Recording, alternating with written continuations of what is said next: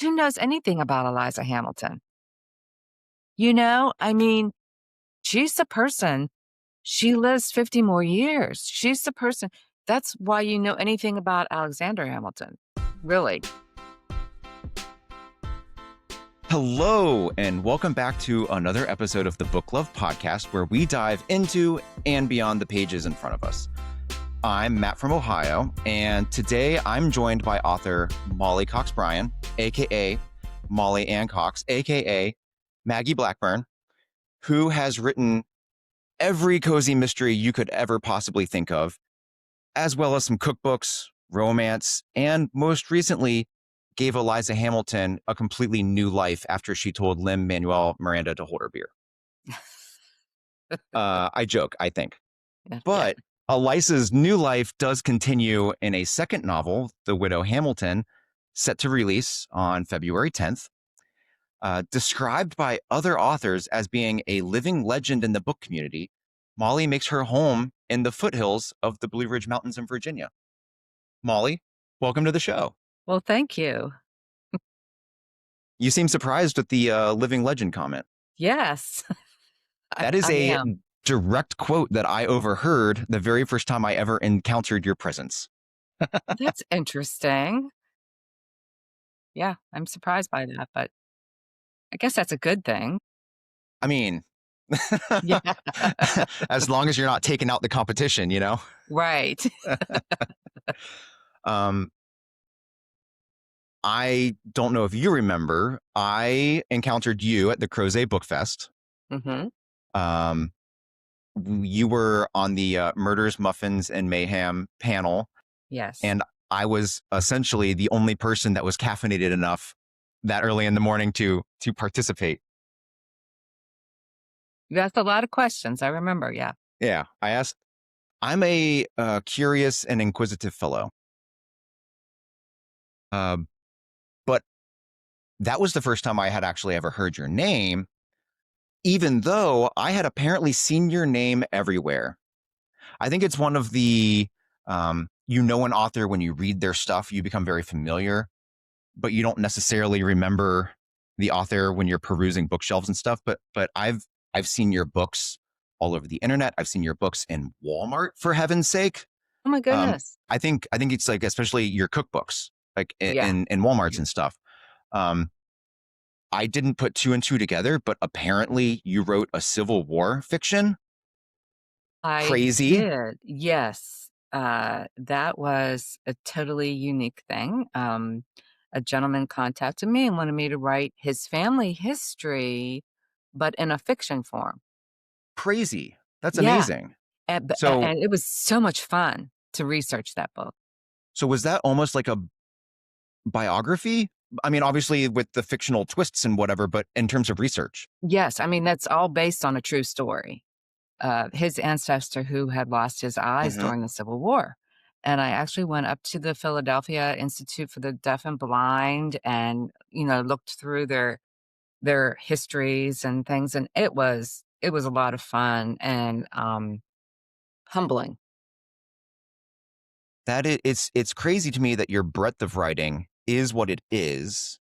Um, I'm, but I did, I learned that your beginnings in writing, like my own, began in journalism. So I'm wondering, growing up in, steel country Pennsylvania, how were you inspired to have such an eclectic and wide ranging love of literature and writing? Like, where does Mollie's love of books and writing begin? Um, well, that's a good question. I grew up in a working class family and my mother was a reader. My grandparents were both readers. Um, And I wasn't necessarily encouraged to read and write. In fact, my father is very old school. If he saw me sitting with a book, he would find things for me to do, you know? So, but my grandfather is a big influence in my life. And he died when I was like 7 or 8. So it was a very short period of time that he was with me. Um, but he was an artist. and he worked with a local newspaper and, did layout and ads and things like that, and, he would sit with me for hours and teach me how to write and read, and I mean, when I went to kindergarten, I was reading um, and writing, and, that's all because of him. My mother didn't have the time for that, neither did my dad, um, so I guess it really has to do with my grandfather. Mm. So was that have you ever seen the movie Almost Famous? I don't know. I'm very terrible at remembering, movie names. What was it about? Almost Famous is a movie. It was by director Cameron Crowe, I believe, and it was actually his life story. When he was a teenager, he got a job at Rolling Stone, and he followed rock bands around and wrote. Yes, yes. Yes, it I had have like seen it. uh, Goldie Hawn's daughter, Katie. Anyways, very famous movie. That's why I went into journalism. So that was my why. And that wasn't going to happen in the late 90s, early 2000s. It was all on its way out, but that was my dream. So was your why for getting into journalism almost like pursuing your grandfather's memory and legacy, or did you have a dream you were pursuing? Um, yeah, I think I did. I mean, I first went to school, for, theater and dance, and then, transferred, uh, because I decided I wanted to be able to make a living. I transferred and thought, I've always been a writer, and it's really the most practical thing, to get my degree in journalism, and I went to Point Park University in Pittsburgh, and it was a great education. Um, my senior reporting class, the professor would say we had 2.5 hours in the afternoon, and the professor would say, "You got 2.5 hours? The city of Pittsburgh, bring me back a story." Oh, that's fun. Yeah, yeah. So, I mean, I think that really, that's like writing under deadline is like such a great skill to have. Although journalism did not turn out to be a practical career choice, but yeah, I think I have this sense of social justice, and I've never, worked as a reporter, but I've worked for nonprofits Okay. writing. Places like the National Council of Teachers of Mathematics, the Rural Community Assistance Program, um, Community Association Institute, and in a lot of those places, I was told, "You're not doing PR, you're reporting you're reporting about math education." And there were a lot of issues at the time. I'm sure there still are, but at that time, there were a lot of issues to report about. So, uh, that's sort of how I guess I, sharpened my reporting skills, it was Okay. through those kinds of jobs. How does that work get sold? Is that like a self publication in the education industry, or are you like freelancing those articles to other publications? Yeah, I was a full-time employee for NCTM, for the national yeah, and all these places. My freelancing came later. Hmm. Mhm. Okay. So I'm curious. Maybe you've encountered this opinion. Maybe you haven't. That writing is writing and words are words. Um, but I'm sure you would probably agree with me that like world building or mystery plotting is very very different from like an inverted pyramid structure. That's the bread and butter for Yeah. journalists. So when you made that transition, what's the connective tissue for you between the two writing worlds, and did you struggle at all to make that change? Um, I've been writing fiction for a long time, like, since I was a kid, you know? So, I think that journalism was really more of a way like, I thought of it as a way to use those skills Ah, okay. and as a way to make a living, Um, I wrote my first book when I was 12. I didn't finish it, but I did write and finish a book when I was a high school senior. Hmm. So I've been and, I think my reading world and just my world, it was such a great escape for me, to write fiction. So I come at it from a different, I always wanted to, but I never really allowed myself to do that because, I needed to make a living, you know? Mhm. And it's Money makes the really world go round. difficult. Yeah, Yeah. yeah. So, curious on your take on this fact. There are 24 hours in a day and 365 days in a year. Would you agree or disagree? Unfortunately, I agree.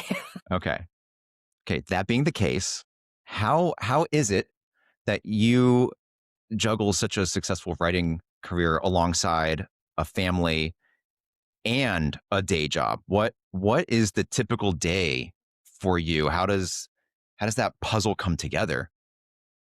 Well, now, my oldest daughter is gonna be 27 in, January, and my youngest daughter is 24, and she lives with me, so that's a different kind of juggling right there, but, um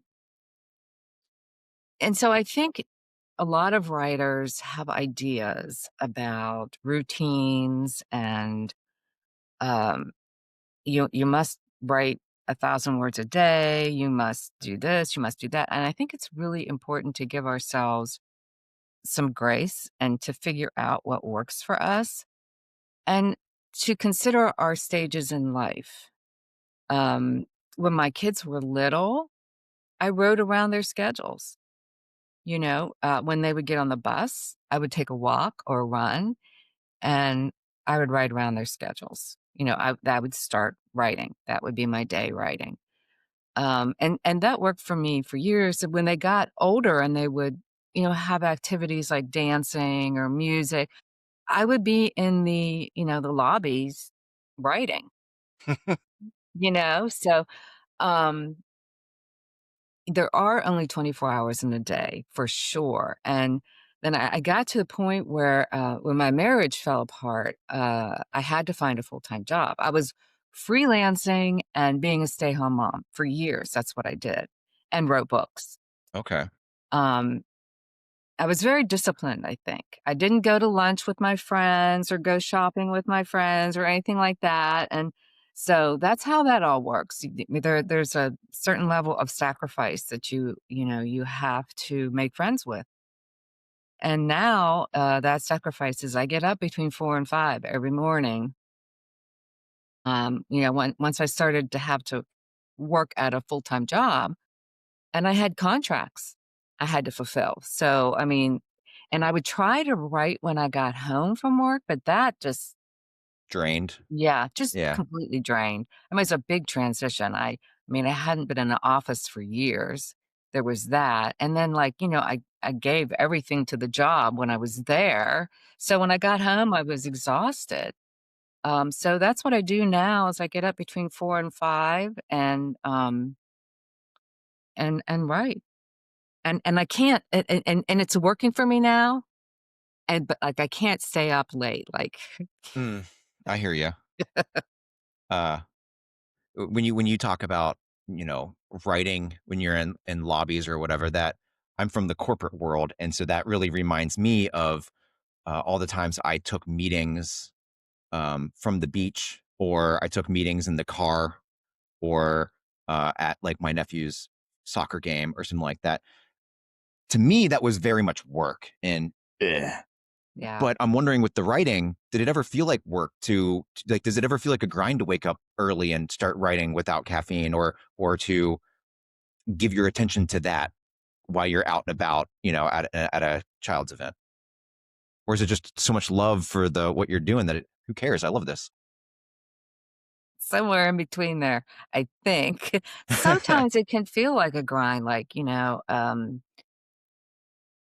especially if, everybody has really good days and bad writing days, right? So, it can sometimes feel like that, but, I think it's really important so that you don't burn out, if you're having problems, you go take a walk or do something else that feeds your creativity, you know? So and to stop and really think about why you're doing it. Are you doing it for fame and fortune? Because It's not gonna happen, probably. It might, but, that's not the reason to write. So, when it comes right down to it, I love it. I can't think of another reason to do it. You mentioned your daughter's ages, which lets me extrapolate and assume that you've been writing for decades, like professionally, obviously. Yes, yeah. Um, Curious, having written so many different genres over the course of your career, how is the industry? Is the industry different between genres? Has the industry changed over this entire year, or are you kind of abstracted away from that because you're just in your world and you're writing and you have your one editor and maybe your one agent, and so the industry is not actually really a concern. You just create. Um, it is a concern. Um, I can be in my world and create, and I'm quite happy there. But it is a business, and, it has changed a lot. Like, I started publishing, like, with the cookbooks in 2010, 2009, and then fiction shortly after that because my agent had taken on a fiction partner and wanted to know if I had any fiction, and I did. So, um, yeah, back then, with the cookbooks, the first cookbook, there was a lot of support from the publisher. Like, they would arrange my, interviews. They sent me promotional postcards, and then the second book that came out, the pie cookbook, they didn't do any of that. And they were talking about a 3rd book, and they wanted us to hire the photographer, like, I'm talking about the restaurant and myself, to do the hiring of the photographer, so things have changed quite a bit. I have no idea what it was like for fiction authors back then, but ever since I've, been publishing, it's been like, you have to take a certain role in your promotion, um and for, several years, for which I'm very grateful, uh, I wrote for Kensington, and I had one editor and one Mm, agent, and it was lovely. Cause like, I would just pitch books to him, like, with 1 or 2 sentences, and he would get it. He'd be like, "Yes, yes, go for it." So, that was great, but then he found another job. He moved on to Marvel Comics, which you cannot blame him for. no, no, that sounds No. awesome. Yeah. And so I got an he did his due diligence with me. He introduced me to the next agent or next editor, and, we met, and, she loved my books, and she was very excited, and then I don't know whether she quit or she was fired, I don't know, but then I ended up with another editor who didn't really gel with my work, and so, I ended up, with another publisher, another couple publishers, and, so that happens, editors buy your books if they love them, if they and you don't want an editor to buy your book if they don't like it. They're not gonna work for you. And it's really important as a traditionally published author that you have somebody in-house that is pulling for you. Yeah, somebody in your corner. Yeah, so Yeah. and then indie publishing is great. I mean, I love it. I've done a little bit of it. I like the, independence and, like, the, uh, flexibility you have with it, but it's very hard to get traction. If you don't think a publisher does anything for you, then try to indie publish, and you'll see exactly, you know? Um, so, yeah, it does, and, like, back when I first started writing cozies, there weren't as many people writing cozies. Oh, And okay. then the market became I think right now the market is really oversaturated with cozies. Would you I think the market is oversaturated in general. Yeah, And yeah. when I say the market, I mean beyond books, everything, Yeah, you well, know? that's true, yeah. Um, it is difficult though when a little bit of a beef that I have is it's hard to go into a bookstore and browse for a new book or a new author. And it wasn't that way 10 Yeah. years ago. 10 years ago, you went in and people knew the new author, and I got this new book, and there was recommendations.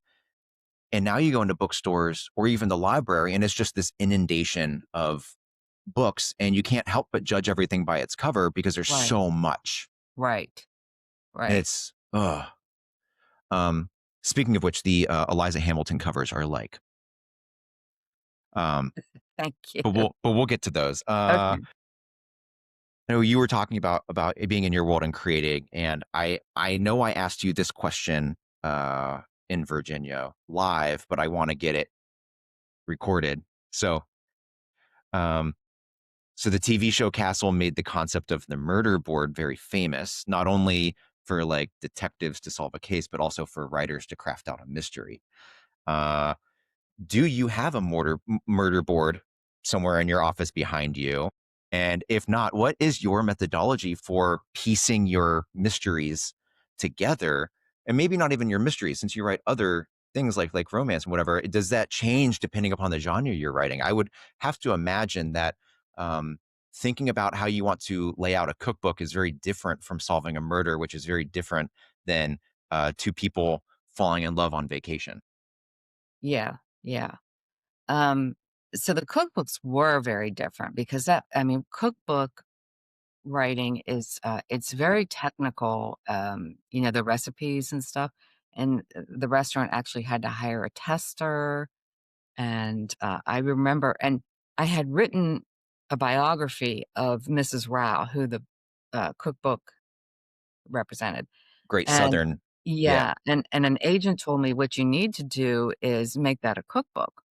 So I remember being on the floor and cutting up paper and, like, putting recipes into the narrative. So it's very much that first cookbook is very much a narrative cookbook. That's really cool. Sorry. Yeah, so that's really different. It's really so, but for the, I think we did get into this on the panel. I'm so, like, such a discovery writer. Like, I usually start with the murder and who it's affected and, uh, what was their life, and, I usually start with an idea like that, and then I just go, you know, and I don't do any plotting. I've tried because I understand that it is, the most efficient way to get things done, you know? Um, but I enjoy discovering. I've tried plotting and I can do it. Um, but then I get bored because I know what's gonna happen. So you're a little bit like me. Um, so I work in the IT world, right? I create product. So half of what it is you have to figure out what the product is, and then you make it. Oh, But once I've mm, figured out the product, like what it's going to do and how people are going to use it, I'm like I solved the puzzle. yeah, I don't care now. yeah, So is that like you with your books? yeah, You solve the puzzle and it's like, okay, done. yeah, for sure, That's for great. sure. So, like, a lot of people will be, surprised about my endings, particularly in my cozy mysteries. It's because I was surprised. I didn't know who the killer was probably until, like, at least the last half of the book, or last 2/3 of the book. And then I have to go back. That second draft is where I make things make sense. Hmm. I think as a reader, I can't speak for all readers. I can definitely speak for myself. I'm always trying to guess and predict. I think that's half the fun of the Yeah, the yeah. mystery for me. And I kind of want to reread everything now, knowing that you didn't know until the end. Because often you're like, okay, if I'm writing this, how would I like piece this together and throw in red herrings to throw people off? But like you're not actually doing that. Mm-mm. So that like would get in my head and I'd be reading it completely differently. Now, when I go back in, sometimes I will, um, put in a red herring because, it needs it.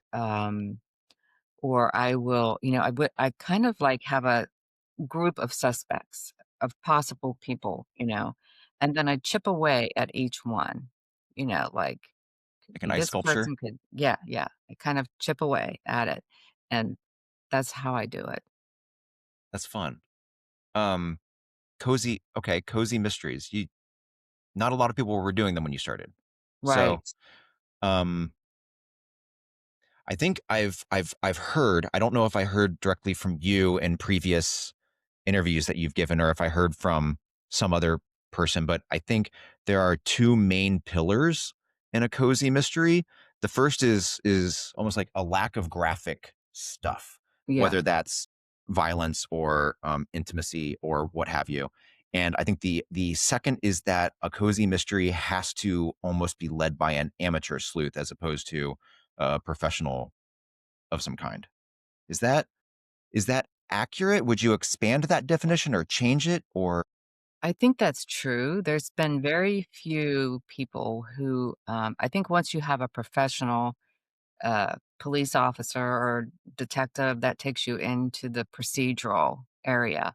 But there's Okay. one series, the Hamish Macbeth series, and I can't remember the name of that writer, and I love her so much. That's set, I think, in Scotland, and the main character is a police officer, and it's definitely cozy. So I think there are exceptions to everything. Another thing that people will say is that it needs to be in a small town or rural area, but I don't think that's actually.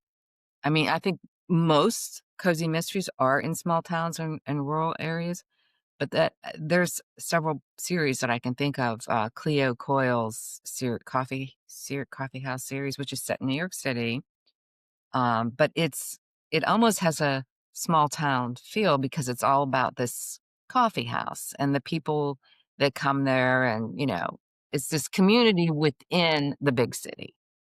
So, do you think that that's much more of like a vehicle for the amateur to be able to ask questions because everybody knows each other and whatnot, as opposed to if you're operating in the New York City of today, it's Yeah, big and nobody knows anybody, kind of a right. thing? Okay. I think so, yeah. Okay. So you mentioned the shades of gray. Two things kind of pop into my head.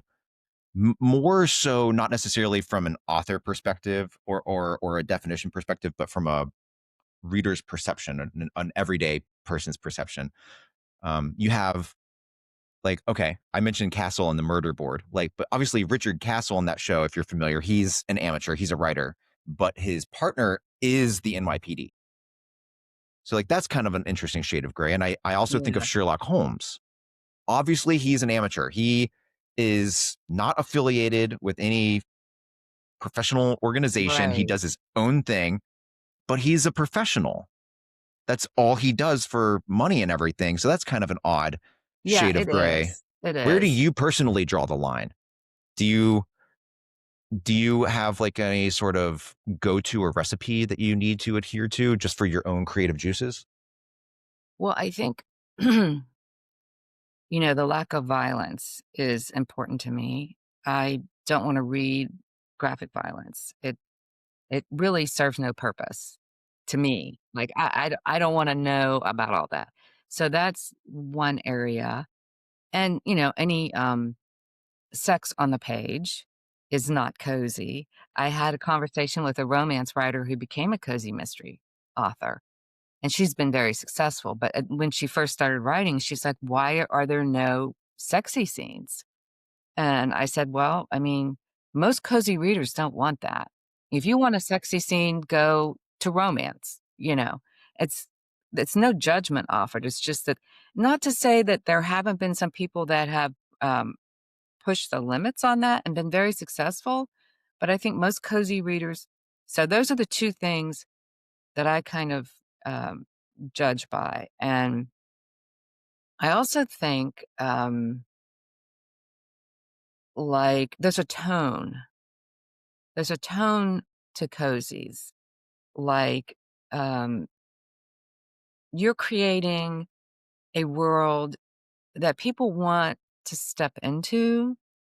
They want, yes, to be intellectually stimulated, they wanna figure out the murder, they want, to know what's going on, they wanna get to know your characters, but you're creating a world for them to, like, escape from. I've had readers contact me that, have been going through chemo and things like that, and, to me, that's, like, an amazing compliment, um, that my world that I'm creating is a comfort to them. So I think it's a comforting tone. If you're writing other kinds of mysteries, that's fine. But they're, It's a that's my niche, sort of definition. Yeah. an oversaturated niche. Yes, yes. um, I have a couple more questions just about writing in general, but since you're talking about building the world, I feel like I could just save those for later and let's jump into the world. Okay. Um, so I guess a little bit of a transition overview introduction for the listeners. I mentioned earlier that you gave Eliza Hamilton a new chance at life. And I say that because you are not simply retelling her story, but rather Right. you're giving her a new story, a new world, while fictitious, still couched in her character, history, and life. Um, the first book, The Lace Widow, sees Eliza team up with a group of independent widows to unravel, I'll call it the Alexander Hamilton treasury scandal after her son is accused of murder. Whereas in the second novel, Eliza like tracks down somebody who has potentially um, murdered one of those independent widows. And these are extreme page turners, like extreme page turners. I had to pace myself with the first book. I did not pace myself with the second book. I did not sleep one Oh, night. yeah, It's sorry. oh, it's not like you kept me up. I was just like read. Well, that's So great. um, I think it's on your website that these novels are kind of a first for you insofar as combining your love of history with your love of the cozy mystery. Um, where exactly, with all of your books, where exactly do the Eliza Hamilton mysteries rank for you in the breadth of your work? Um, that's hard to say. I mean, I think I could be quite happy writing this series, for the rest of my life.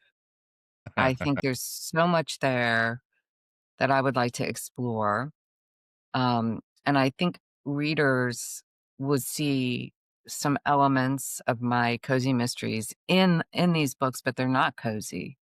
I wouldn't, Oh, they're oh, cozy good. adjacent. They're cozy adjacent in that you're not going to see. Of course, we're talking about Eliza Hamilton, who never remarried, who never, so there's none of the love interest at all in any of these books, and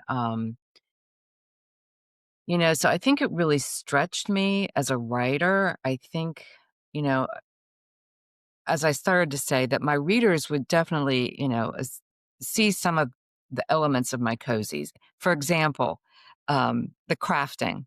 Mm-hmm. You Yeah.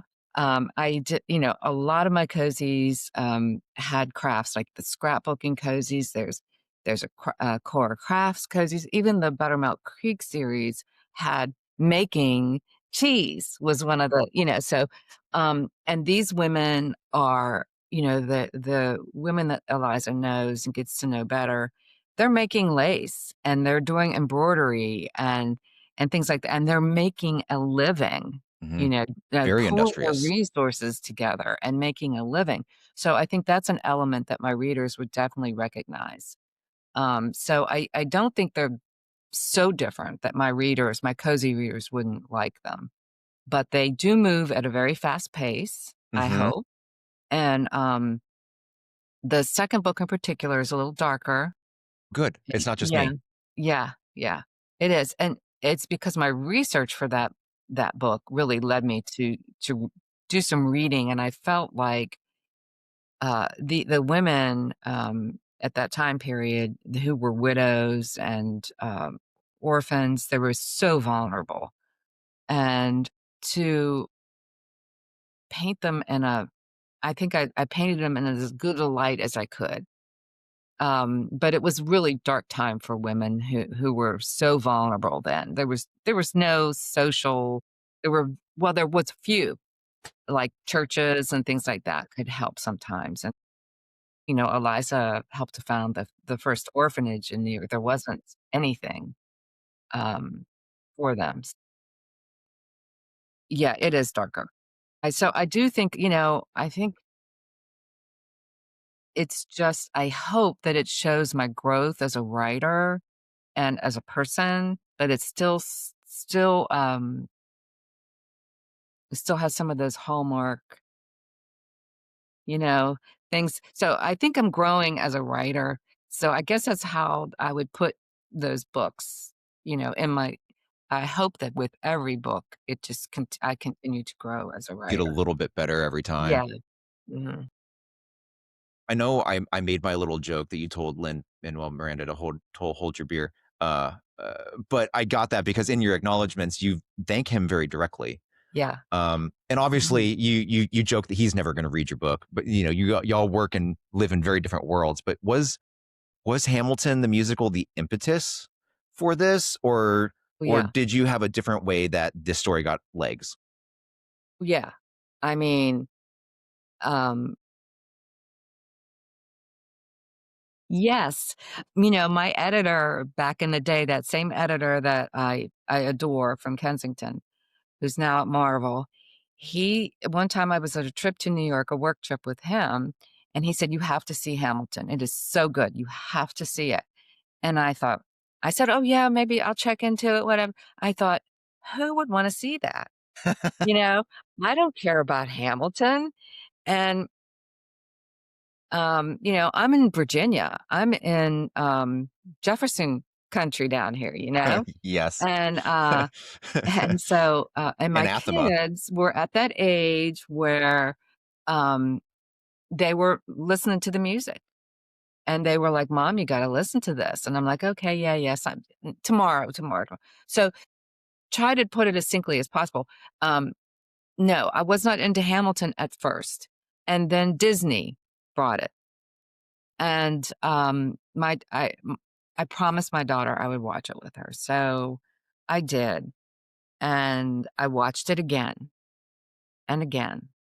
I mean, I don't even know how many times I've seen it at this point, and, I was, like, blown away by his storytelling techniques, like, what he chose to pick and, focus on, and the way he changed the actual historical timeline. And yet he got his point across. I mean, you got the feeling, you knew those characters. And I was fascinated by that. And then I was fascinated by Eliza because who knows anything about Eliza Hamilton? I mean, at the end of that uh, musical where she is, telling the story, she's the person, she lives 50 more years. She's the person. That's why you know anything about Alexander Yeah. Hamilton, really, Tirelessly campaigned. Yeah. tirelessly. And after he passed away, she went around to all the soldiers that he knew, all the politicians, and she was trying to gather everything for a biographer. So, like, she just fascinated me, and I read everything I could find about her. There isn't much, as I said, and, um, and I have to tell you, when I was in the middle of writing it, there came a time when I was like, "What am I doing? Oh my god. Like, this is a beloved character. You are gonna anger somebody. Somebody's gonna get riled up about this." And I talked to an editor at Crooked Lane, not my editor, but another editor, and she said, "Well, why don't you write it using somebody else's name? See if that lifts a little." And it did, it helped. But yes, I'm a big fan of him, and even though I didn't think I would do it, I did send, Lynn a copy of the book and thanked him for the inspiration and put a postcard in about the next book just in case. I would also like to send a copy at some point to Philippa Sue, the young woman who plays Eliza. So it did inform a lot of this, and as I researched, I could see, the artistic license that he took even more, and, so it was really interesting. Yeah, he's a genius. He really is. Yeah. Uh, enough said. Yes, he's a genius. And the amount of words, can we pause on that for a second? The amount of words he shoved into telling that story amazes me. Right. Right. Just to have that many thoughts. Right. Yeah. Yes. Okay. So I know that the hat and the glasses kind of young me up, and you can't see all the lines in my face, but believe me when I tell you, I am a very typical middle-aged white guy. You can, if you go upstairs, you will at all times, you will see a 19th century American history book on my nightstand. I don't read those during the day, but man, oh man, do they help you fall asleep at night? You know what I mean? But they're the kind of books that kind of smash you in the face with fact after fact. They're almost like a little pared down textbook. I know you probably know the kind of books I'm talking about. Um, Something that I find that you do exceedingly well, especially in these Eliza novels, is that you weave history into the narrative almost nonchalantly. Like it's there, but you're so familiar with it that it's no like the familiarity inside of the book. The history, in fact, is not even an important, relevant concept, right? It's things like nerds like me, I'm reading your books, so I'm like losing my mind over like little details about like what is inside Alexander Hamilton's home library. Some of the people he corresponded with, how they live their lives day to day or celebrate holidays, or how Eliza grew up her childhood with her father or near the Iroquois. Things, just little things like this that you're just like, they're just sprinkled in. Who cares? Anyways, I guess what I'm trying to say is use historical fact very, very well to create a Thank backdrop. you. Thank you. Um, and it's done so well that I'm unable to easily discern where fact stops and extrapolation begins, which I think is actually something that you just uh, subliminally said about the musical. Um, so you said there wasn't a lot of research on Eliza. There's not a lot of source material, but like Right. what did you research to become that familiar with stuff in order to weave it so seamlessly into the narrative? Okay, well, I did every book that's been published about her, I've read. There's been a recent book that I haven't gotten yet. It's actually a nonfiction book. It's about the Schuyler sisters, and I haven't gotten that book yet. But most of it was fiction. And there was one biography of her, and then, there's the books on Hamilton. I read, the book on Hamilton, the huge book on Hamilton. And, I skipped a lot and would just look for Eliza. And then I also I had a timeline of Hamilton, according to that book. And then where was Eliza during these events? She had to be around, or was she in upstate New York visiting her? So I kind of had to read into all the history that's been done about him, because that's the way it is with women's history. And so I did that as well. And I did two things that were really helpful. Um, there are Hamilton tours in New York City. Yes, I think I remember you mentioning this. Yep. Yeah, and I went on a tour, and that was very, very helpful. Um, you know, the city was very small then, and, yeah, it was very small, and then, I went on a tour of their home, The Grange, which is in Harlem now, and it was in Harlem then.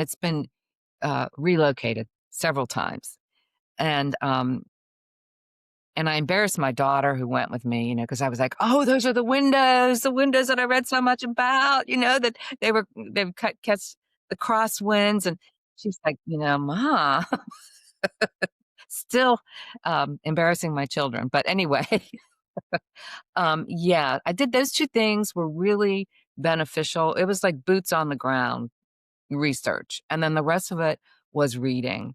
And I I read a lot about how to write historical fiction. Um, and also, like, being a writer for so long, I would catch myself, thinking, like, I would go down these rabbit holes and I would stop and think, "Okay, would you be doing this in your regular writing? Would you," like, I got really, I was like, were did they have outhouses? Did they have chamber pots? And I started going down this rabbit hole about the Hamilton, and then I thought, "You know what? I never mention bathrooms in any of my other stuff, so I think it's just instinct." You know? Would I like to find out more about that? Probably some kinda strange thing in me wants to know everything about everything, but, like, my readers don't. My Most readers of your don't need readers that. don't. I would Yeah. love those details. I I will say the only thing that was hard for me to imagine was the size of New York City. Oh, yeah. It's so out. Like I've been there, right? A lot of us have been there. It's a big freaking city. But it's so hard to imagine that Harlem was the country. Yeah. And it's hard to imagine. I mean, it's not hard to imagine, but because of like the subway and stuff, it's hard to imagine that it's a 2 hour trip from Harlem to Manhattan with the carriage and, that like in the first novel, Alice walked that. It's stuff like that. That's so hard to imagine, but the rest of everything was not hard to imagine. Uh, I feel as though something I wasn't necessarily expecting um, is how you gave your characters and settings very unique voicing. Um, I suppose something I'll kind of explain my thought there for you seem to maybe understand what I'm saying, but like, okay, very famous fantasy writer, very famous writer in general, Robert Jordan, is very famous for writing paragraphs and paragraphs about the number of pleats in somebody's skirts or, their updo. Um, and obviously he's doing that more so as a way to build the world and build culture as opposed to just give you a mental image, right? But it can be excessive. On the other hand, you almost kind of go in the opposite direction. It's almost like I don't even get thumbnail sketches sometimes. It's like a half thumbnail sketch of these women or these men or the homes or whatever. But somehow I'm able to see and hear them like absurdly clearly. Um example, Eliza in her element world. It's very sit on the edge of your seat, nice hands in your lap. There's almost like a posh, aristocratic quasi, that Virginian British type accent that everybody is speaking with. Everything is innuendo and passive aggressive and pleasantries. But then you take that same character, Eliza, and you put her with Alice, and suddenly things are more lived in. We're to the point. We're businesslike. We're still well mannered, of course. Um, but I I'm curious, how do you achieve such a maximal result with such minimal writing or written instruction for your readers? Because it blew me away. Well, I think it says more about you as a Oh, reader. okay. I think that, I don't wanna bop my readers over the head with insignificant details, and I have a huge respect for readers because I'm a reader myself, And I don't and I know when I'm reading something and it's something just gets to be too detailed for me. And I also like to use my own imagination when I'm reading. So I have a healthy respect, I think, for my readers, you, to pick up on these things. You know what I mean? It's like I don't wanna make all I want that world to live for you, you know? Promise that was not a self-congratulatory moment on my part. Okay. Well, I appreciate that respect. Given that so many of these characters are fictitious, really, all of the widows, right? I think, and most of the people and the establishments around are, um, but the world is still very real, and the history in which Eliza is roaming around is still very real. So, how do you respect the boundaries of history while also pushing and expanding those boundaries so that your characters have room to breathe and grow and live? Well, I think that's tricky. I think, uh, you know, I know a lot of historians that just would, like they would break out in hives if if they read these books, I mean, they would. They wouldn't like it, and I mean, I've had some historians kinda snub me, because of what I'm doing, but I mean, I'm writing about Eliza Hamilton as a amateur sleuth, so right there is what that's like, as far as we know, Eliza never did any of that, but the rest of it, I strive to make as historically accurate as I possibly can. So that's how I kind of balance it, Um, and I've made inferences about Eliza and her life based on the stuff that we know about her. Like you mentioned her going with off to the local Native Americans and when she was a kid and being exposed to so many different people because of her father being a general and so I try to make inferences what kind of person I think she was. And so I put her in those circumstances. Like the murder may not have really happened, and she may not have been the amateur sleuth that I'm portraying, but I try to keep the social mores and all that stuff in play. And I don't do anything that's really like against history. Like you would say that is historically inaccurate, you know? I try anyway.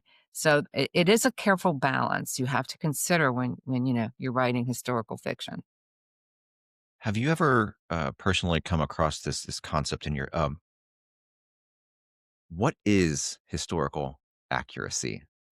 Given that we know that history belongs to the victors, that old uh, saying, and when you're reading, it's just a part of rhetoric that it doesn't matter how somebody wrote something down; it matters how you receive the message. That is the number one tenet Right. of rhetoric. So, as a historian, if you are reading old correspondence or original manuscripting from a historical figure, you are automatically changing what they did to fit your brain. So, what is historical accuracy, and who is to say that some of the leaps and expansions that you have made about society, thought processes, etc., were inaccurate?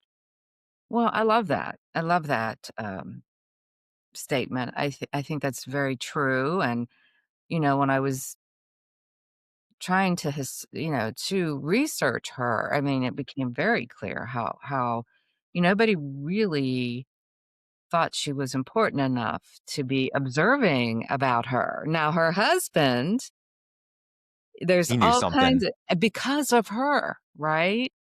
So, I really I don't like it when I'm met with the attitude of like, well, women weren't doing that back then. Women weren't doing, and somebody asked me at one of my events, do you think there were women who lived by themselves and made a living? And I said, I don't know, but it makes sense to me It stands to that reason for sure. yeah, yeah. And then, not too long after that, I was listening to this podcast, which is Alfred's Alley, which is an alley in Philadelphia. It's the oldest street in the country, and there's a museum there, and they were telling stories of these 3 women who lived together and sewed for people. So Is that there you go. the story for Alice and her compadres? No, this happened No? after. Oh, that's Yeah, even so cooler. yeah. Yeah. Yeah, so Um, I think you're right. You're absolutely right. okay. Well, since the new book is coming out, I'll actually just we'll focus on that for a hot second. Okay. The new book is called The Widow Hamilton. Um,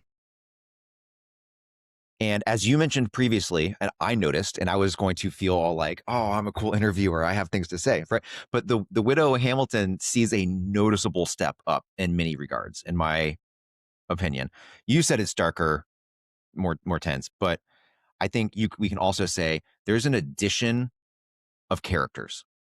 Um, you have the addition of Eliza's children. There are more of the characters at the House of Pearl Street. There are more characters and more establishments and families across the city. But like in the first novel, you bundled the kids off to the grandparents, and they're a non-entity now. Um, what made you want to include them as well as more characters in the second novel? Why the cast expansion, if any reason? I think, it was more, the season, it's right before Christmas, and I figured that, there'd be more family around, and, I think that's why I did that. I mean, in fact, in considering the 3rd book, if I ever write the 3rd book, um, I'm already trying to figure out how I'm gonna get Angelica from London to New York. But anyway, yeah, I think that that's basically, I think of that time of as being when your family comes home and there's just a lot more people and activity and things like that. Realism, then. Yeah. Yeah. I think, okay, so then the second book, I think the danger is more palpable. So which I find to be very fascinating in the way you did this, because the danger is more palpable to Eliza in the first book, but the danger in general of the world, of the insidiousness, is more palpable in the second book. Was that like, do you get what I'm trying to say? Yeah. I'm not trying to do any spoilers, which is why I'm being a little generic, but Mhm. um, was that just simply a natural evolution, or was that something you had to strive for? Were you trying to up the stakes, or Well, in thinking about the book, that those first few paragraphs where um, there's the teacups and they can't remember, and those are the things that kept coming to me. And I've never written a book like this, like where first of all, there's 3 points of view in the book, yeah, and the third person you don't know who it is until you're pretty well into it. Um, and so I think it was a challenge, and I think it's how the book spoke to me. Um, It's like the first book, I wrote that whole book without Alice's point of view the first time, and I kept not wanting to do that. I wanted it because, everybody says you need one point of view in a history, a historical mystery. So but then it really added so much, and I think, I just decided, well, I'm gonna listen to that voice and see where it takes me in this book, and you're right in that there you kind of see dangers everywhere in the book, and it's because I was reading, I read about the first, rape trial in the country, and it took place in New York City. And, it was, a young woman who was a working class woman, so it was very interesting, and she ended up being successful in this trial. So I read about that, and I read about a history of trans in America, and, all these, history books of, about, you know, people who happen to be gay or transsexual or, so I think, and also widows, like, how vulnerable they were and how vulnerable you were if you were different in any way. So that's a concept that I think informs the book a lot. People will make assumptions about you, and sometimes those assumptions are wrong, but they're also dangerous.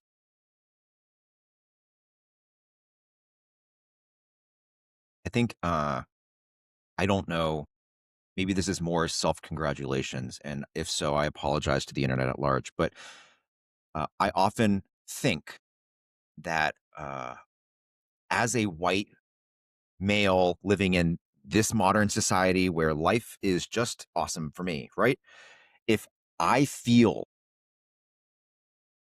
danger or I feel injustice or, like, very acutely, I feel like that's a very remarkable rhetorical implementation, so that it's not just felt by like-minded, similar people, right? Mhm. It's much more of a global Right, concept, right. Yeah. and you have a lot of global concepts in both of your books that I noticed. But you do a lot of them almost like you do your history. They're just like these thrown away statements, and I'm like, no, no, no, no, no, no, no, no, Molly, go back. Let's write about that. Um, I like love some of that. them, the struggle with religion and belief. We think of that time as everybody was very pious, and I think a lot of people struggled with just like they do now. There's also seemingly a lack of trust in our government institutions. Um, Gender roles, expectation, and identity, as we've just, and even prostitution and human trafficking. I think obviously they're very relevant today, and clearly they must have been relevant at the time. Uh, do you think that these are, based upon all of the research and extrapolation and abstraction you've done, do you think that these are examples of history repeating itself? Or perhaps are these simply timeless global subjects that have never received resolution or evolution? We just never learn, I I just gotta say, I mean, I think you're right that people when people look back on those days, they paint them with a certain nostalgia. Religion is one thing.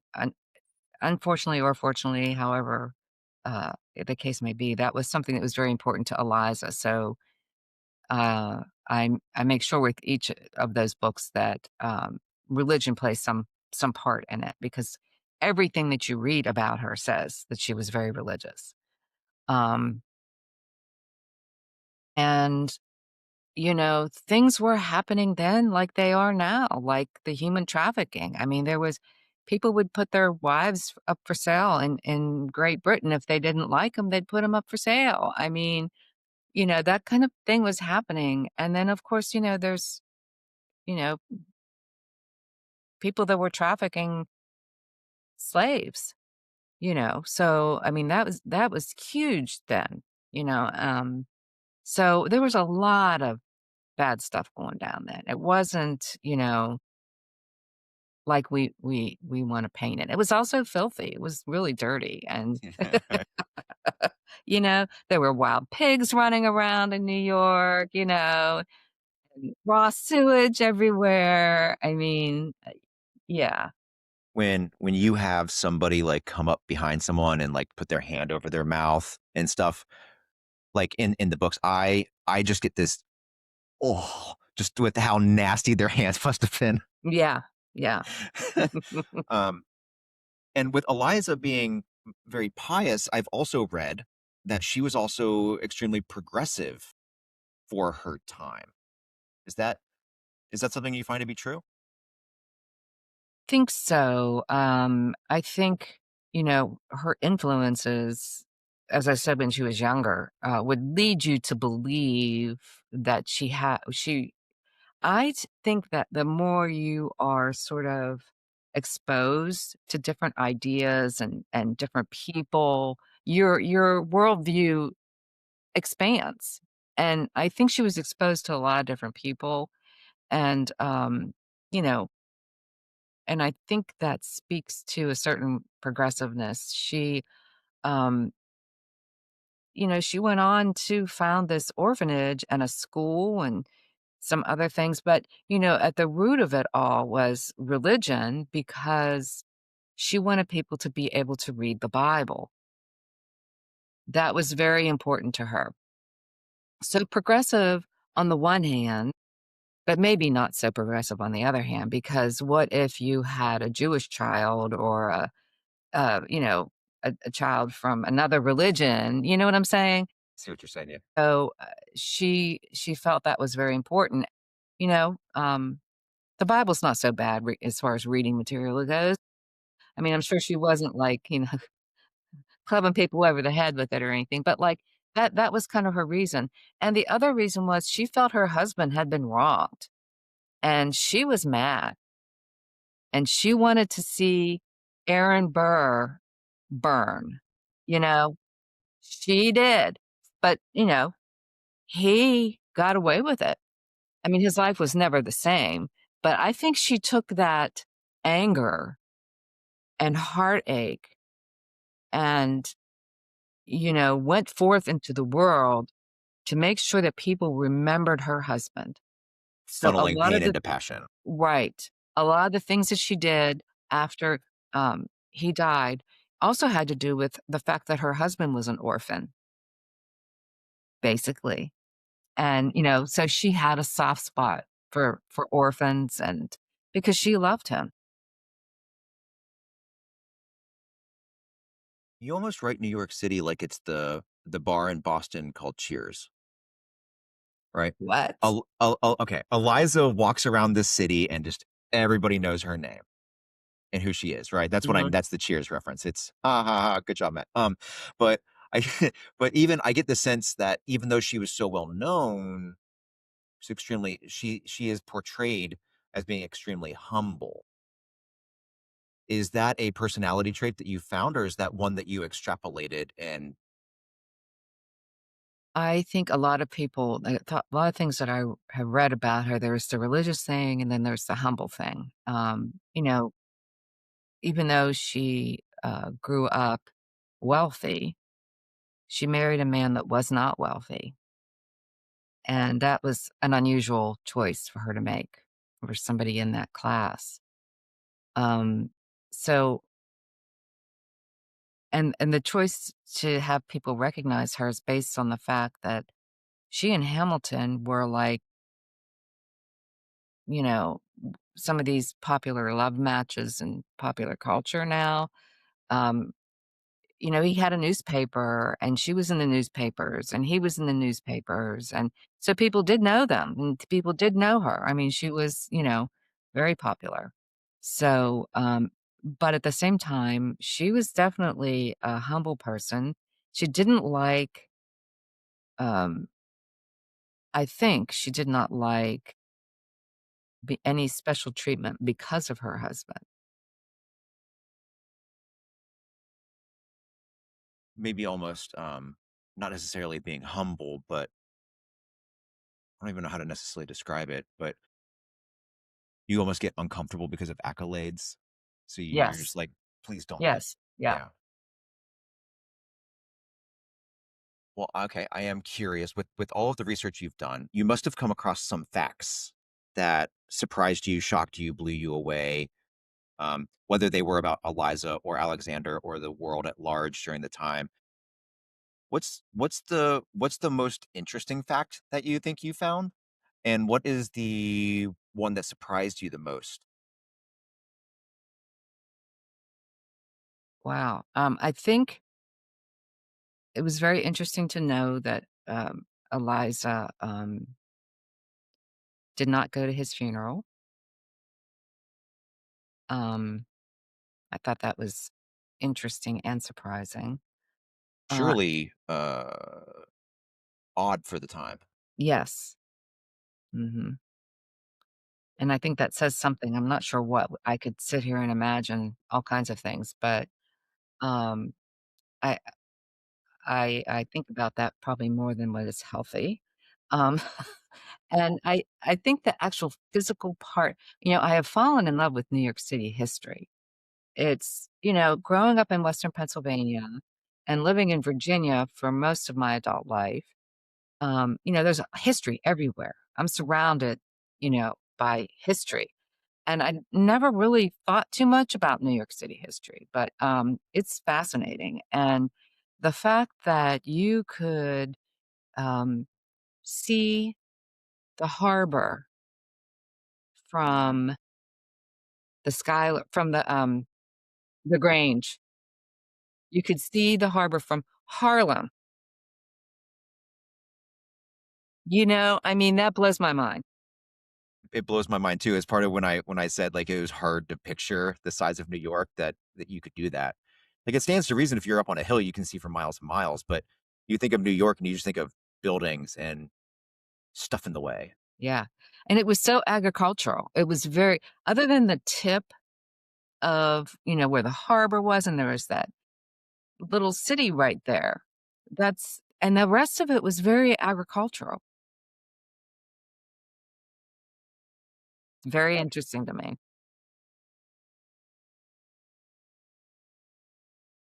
So when you're writing these books, when do you know it's finished? Is it when you kind of complete the last edit? When your like Crooked Lane says, "Okay, Molly, pin down." Or is it like when it's printed and on shelves, or perhaps when you're done doing press for it? Or is it never done? Well, I mean, in some ways, it's never done, right? Because those stories become a part of you. And even if you don't sit around and think about them all the time, there might be things that come up that remind you of something in the book. So in some ways, but endings are not easy for me. I've I keep an eye on my word count, and these books have to be between 75 and 80,000 words. And so I know that, like, I need to wrap it up by 80 and I need to be looking at the ending by 75. So I keep my eye on the word count. Now, that said, both of these books, I had to rewrite the last chapter. I would rewrite it for myself, and then I sent it to the editor, and he would say, "We can't leave this off here. This needs to happen." And this editor is somebody I really trust. It's really interesting. Speaking of publishing, this is my editor from Kensington. He's freelancing for Crooked Lane, and he is editing my books at Crooked Lane, the Eliza books. Right on. Yeah, and so That's I cool. trust him. I trust his judgment when it comes to things like endings. And I mean, we do have discussions from time to time, but like, yeah, it's really hard for me to tell how to end a book. The endings are really hard for me. And this book that I'm working on now, which is just a fun little book, it has nothing to do with anything that I've written. Um, you know, I had some beta readers looking at it, and they're like, "Is this the ending? I thought there'd be more." So, like, you know, it's just something I have to think I'm finished with it before I'm really finished with. When it's done, how do you sell? Do you have any ritual or something that you do to celebrate the completion of a novel? No, I really don't. I mean, I wish I did. I'm just so like I've had so many people say, you really need to take a minute and celebrate, or I really just don't. I mean, I think there have been times when we've gone out to dinner or something like that after I've finished a book, or I went out and bought myself some nice tea, I love tea, but I'm always really just thinking about that next book. Speaking of tea, I forgot to ask this question like an hour ago. What is up with lemonade? Can you tell me about lemonade? Eliza and the wit, like everybody loves lemonade. Yeah, I mean, you think about it, they didn't have soda back then, so or Kool-Aid, anything that they had water and milk if they were lucky. And they had lemonade, or like they could have orange juice, I guess, as well. But even I think in both of those cases, citrus fruit was harder to come by. So if you had lemonade, you were doing okay.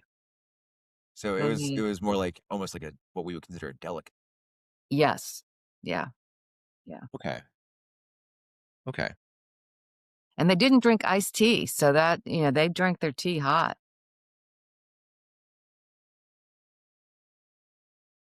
Is there anything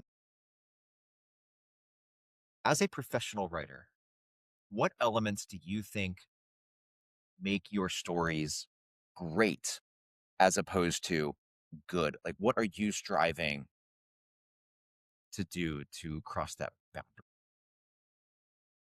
I do some really weird things, like, I mean, really weird things. I mean, my daughter, who's a very good writer, has finished a couple novels, and she was trying to find an agent, and I think she's given up on that for this particular book that she's shopping around, but, I tell her, after I think it's finished, and I go through and I look for garbage words or, like, filter words, and I try to make sure, like, things like she felt or she heard or she thought. I try to make those into more active, words and maybe sometimes, actions. So I that's and she thinks I'm crazy. She's like, "You're doing what?" I said, "Yeah, I'm looking through my manuscript for the word 'think' before I send it to the beta." She's like, "Why?" That's what you that first word is the word that came to mind, and that's what you and that's not I mean, you have to really be willing to look at your manuscript word by word, once again, it goes back to having a healthy respect for your reader, wanting them to have the best experience possible. So, example of that would be like instead of saying that the character went, you would want to say something along the lines of the character hurried or the character Yeah, sped to or right, hastened or something like that. right. Okay. Yeah. Does that what so other than not being generic with your language, does that have a particular end effect that you're striving to achieve? Well, I've taken a couple classes on deep point of view, and I flirt with that in, my cozy mysteries sometimes, but it's not really a good place for deep point of view, because in deep point of view, your character is seeing and feeling and hearing everything, and you, as a reader, you are doing that too. And so with mysteries, you don't really, uh, you can only use it, I think, to a certain extent. So I say I flirt with it, like you're in a character's thoughts, but then you're brought out pretty soon because you don't really want to give away anything through a character's thoughts and so I think that's the thing is the deeper point of view. I know some people write entire books from a deep point of view, and I think it has to be a certain kind of book. I think some fantasy books are written like that, and some romances may be written from the deep point of view. But um, it's a difficult thing to work into a mystery. Do you think that exacerbates people's nerves or Like if you go too deep into the tension, it's almost like adrenaline overload kind of a Yeah, thing. yeah, I think so. Yeah, for sure. I'm very glad that you termed the Eliza Hamilton novels as cozy adjacent because uh, there were very much times where it was not feel good. It was like, shoot. Like, damn, girl, you get it. Um, um, Well, and I feel fortunate enough to have been able to read the second one, which you did say is darker. mhm. So if we could look forward, that book is coming out February 10th. Are you excited? I am. I'm always very excited. I'm always very nervous because, it's a very vulnerable thing. Releasing a book can be, you know, um, very vulnerable because, you're getting reviews, you're getting,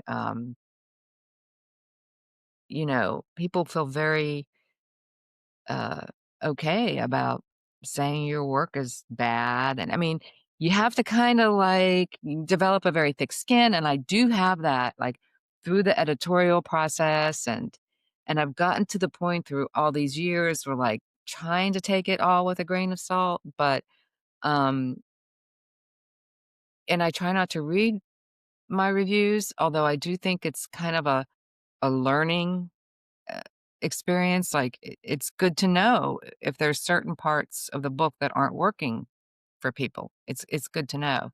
So when you do your next book, you'll keep that in mind.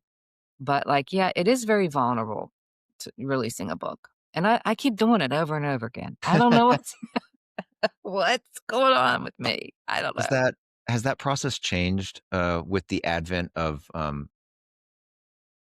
the internet and book talk and influencers? Like, are the reviews more in number, more in quantity, and more in polarizing opinions, or is it just a different delivery system as opposed to yesteryear? I think it's very different in that, it's hard to get any traction, like I think if you're a romance author, it's easier, like, on certain platforms like TikTok and things like that, but, um, it's I'm grateful for any review from anybody, because even though there are more opportunities, it would seem like there's more social media, there's more platforms, there's also more writers, and Mm, so it's really difficult. Like, when I first my first, fiction, The Scrapbook of Secrets, you know, it was much easier in some ways to get, interviews um, and reviews. People went and reviewed more than like, my Eliza books on Amazon don't have a lot of reviews compared to some of my other books because they've been around a lot longer. But I think it's also that there's a lot more noise out there. noise, that is accurate. Yes, Our world is noise. it is. Um, Part of the reason I wanted to start doing this is I got completely sick and tired of Instagram and TikTok book people. I am sick and tired of the Amazon reviews. That's what I call them. But like when you get a product and it has a whole bunch of one-star reviews because customer service wasn't great, or the box was damaged by UPS. And I'm like, that has no bearing on the product. Right. And I'm tired of getting 5-star or 1-star book reviews for inane, ridiculous, nonsensical reasons. I'm sick and tired of having books be hyped up as this is the book of the year. It is about X, Y, and Z. If you like these books, you'll like this one. And then you read it, it has nothing to do with anything that anybody hyped it to be. So rather than saying, this book was a 5 for me, I would rather talk about the book, things I enjoyed, rather than giving people a black and white number or whatever. And I've realized that the medium that I am striving for is not necessarily everybody's because we no longer live in a world where people appreciate long form content or shades of gray. Yeah. But I think it is the correct way to talk about and introduce people to things so they can make their own decisions, because a 2.5 from somebody is somebody else's 4, Yeah. right? Or somebody's 5 is somebody else's 1. Yeah. I mean, I think you're exactly right. I think you're exactly and the element you didn't mention is that a lot of writers are paying for that. Paying for, Like, Instagram, ugh, you know, these Instagram book tours, and we're constantly being asked if we want help from these promoters, and they want money, basically, and then some of them are on the up and up. They're working hard to get your book out there, but a lot of them, they just, you know, they just take your money. I mean, it's a big scam out there right now that authors are dealing with. So, it's like a play to pay thing, you know, if you can pay for this, you'll get on this page, you pay for that, you'll get on that page. And I decided a while ago, I'm not paying for reviews. I'm not I'm just not. And if that means, you know, I'm a mid-list author for the rest of my life, so be it. if you can respect yourself and sleep well at night, that's what Right. matters. Yeah. Mhm. Um, okay. I went off on a little bit of a tangent. I'm sorry. Let's go back to It was great. your It was novel. great. um, what can we expect from the book release on February 10th? Do you have a party planned somewhere? Do you have a tour coming up that like people should come see you at? I do have a launch party at, Stone Soup Books in Waynesboro. I do all my launches with them. I lived in Waynesboro for, like, 25 years, and, this, bookstore has just been in my corner for years, so I try to do all my launches with them, and then I'm gonna be going around to different bookstores in Virginia. This is what I have planned so far. I would like to also get maybe up to a couple bookstores in Pittsburgh. And, I'm thinking about exploring maybe some in Arizona, maybe in Texas. My daughter Yeah, lives in those are close. Austin. Yeah. So you know, I places where I have people that I could stay because nobody's paying Sure. to do Yeah. a book tour. So and I have a job. So, like, I can't go far without taking PTO and, you know, all that. So, that's pretty much what I'm doing right now, so we'll see. If anything else comes up, it'd be great. I think I have, like, 4 or 5 bookstores right now in Virginia. You know, one's in Blacksburg, and that's kind of a haul. One's in Richmond, and one's in Harrisonburg. So I'm trying to get across the state if I can.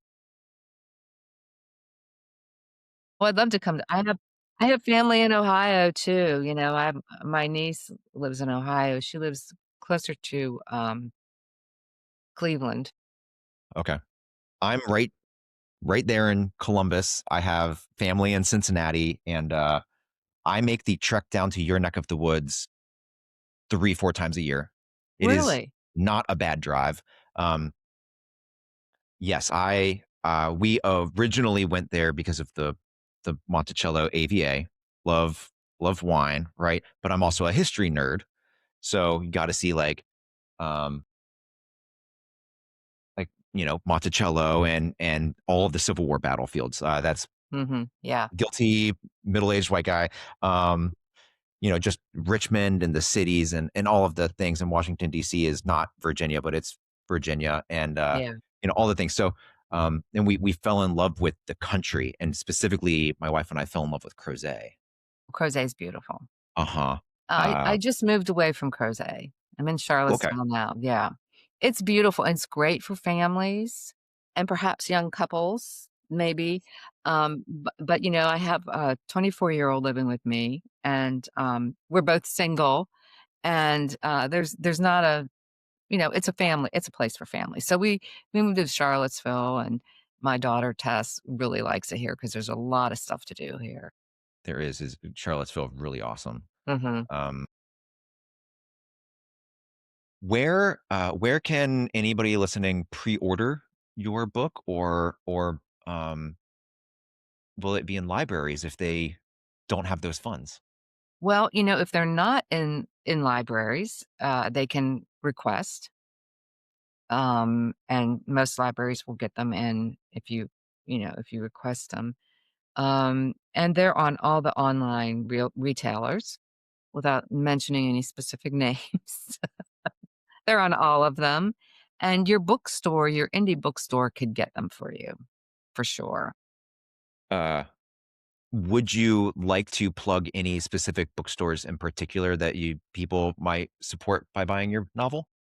For sure, there's always Stone Soup, which is in Waynesboro. There's Bluebird, which is in Crozet, and in Richmond, why am I not Fountain Books, that's an Fountain indie Books, bookstore that's great, and there's one in Stanton that's really good, like Book Dragon. Book Dragon. I've heard of Book Dragon. I've always wanted to go. It's a good store. It's a good I haven't been to any of the other ones that I'm going to. There's one in, Blacksburg. I think it's called Blacksburg Books, and Apostrophe in Harrisonburg, which I'm hearing great things about. That is a very cool name. Yeah.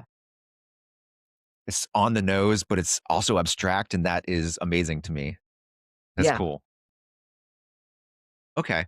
Well, will we be do you know or do you have plans? Do you have hopes? Will we be joining Eliza for a third adventure? I hope so. That is, a long and sordid story, but let me try to wrap it up by saying that, my editor no longer works at the house. Ooh, And okay. and so, she is the editor that bought these books and bought the, Maggie Blackburn books. So she's no longer there, and it's just gonna sort of depend on, whoever my next editor is at, Crooked Lane. If this book does well enough, they can't say no, right? They can't say no. So I definitely wanna do at least one more, and like I said, I think I could probably, write these books for a very long time. I think I could probably read these books for a very long time. Well, thank you for that. um, are you currently working on anything else not Eliza Hamilton related that we should be on the lookout for? Well, I just finished that book I was talking about. I've haven't read very many mysteries recently. Um, I've been reading a lot of magical realism and sort of fantasy books, and so I started to write a very dark psychological suspense. And there was an editor I was working with at Crooked Lane, and a lot of stuff happened, and I decided I really wanted to just do something for fun. I felt like now is not the time for me to go darker. There's too many things happening in the world that I have to deal with or we all have to deal with. So I decided to write something for fun, and it's a historical no, it's not historical. It's magical realism, and it's set in, a fictional town in the Appalachians, and, it's set around a group of weavers who happen to be witches. Once Oh, again cool. yeah. Once again, there's a craft in there. I love me a good witch. I'm sorry. For my money, I think witches are the best like archetype that you could or fantasy creature, if you will, that you could give because there are so many different instantiations and versions of witches. They're so surprising. Their arsenal is never ending. They're the best. And I think it was Alex Haro who said in um her book, The Once and Future Witches, she said, "What else is a witch other than a woman scorned?" And I have internalized that and I love it because Yeah, I like it too. it is not just a fantasy thing. That speaks to our world. Yeah, it really does, for sure. Yeah. Um, okay. So that'll be a very cool book.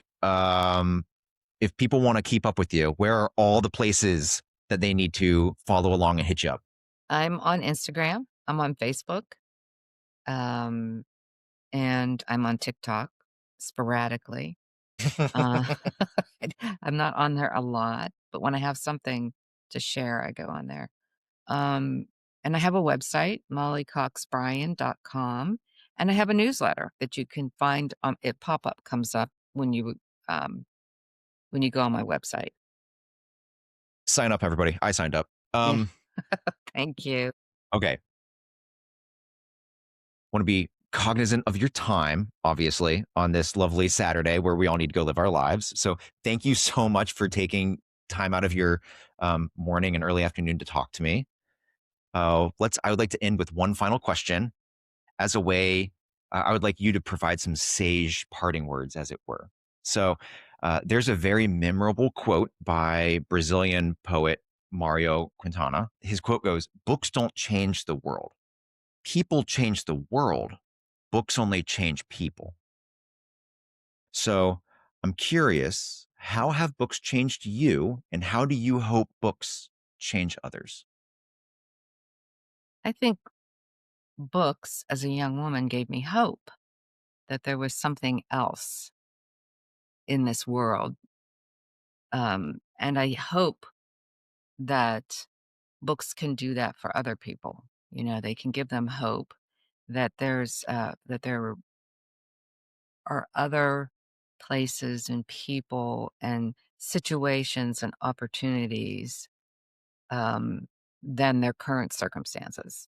Even if those aren't bad, things can always be better. I love that. I know that I see hope in books, and sometimes the darker the book, the more hopeful I end up feeling for some reason. Um, so on that note, thank you for joining me, and thank you to everybody who has listened in. Um, please keep in touch with both of us. Leave a comment, send an email. Both of our contact information will be in the description down below. And until next time, cheers. Thank you so much. Cheers to you.